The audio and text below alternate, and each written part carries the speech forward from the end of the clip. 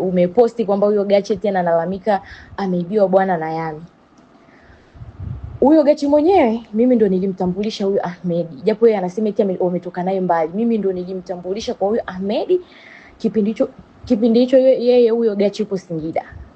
Ametoka Singida amefikia kwangu Kigamboni. Mimi nilikuwa nimepangishiwa na huyo Ahmed. Nimepangishiwa nafanyiwa kila kitu. Dada asingiwa tamaa. Siku hiyo nakwambia mimi nikaa namueleza kila kitu na mtu fulani hivyo na hivyo ndo ananifanyia hivyo. Hiyo siku ilikuwa birthday yangu. Tukatoka out. Tumetoka out tunasherehekea huyo bwana akaja nakwambia. Akanipa hela huyo mwanaume. Amenipa hela, amenipa zawadi karibia nyingi tu. Dada singio tamaa singio hivyo. Sijui kawaje akanizunguka akawa anatembea naye. Siku nashangaa amemposti wapo kwenye apartment. Nikasema huyu dada vipi, mbona inakuwaje, mbona amenizunguka? Yaani ni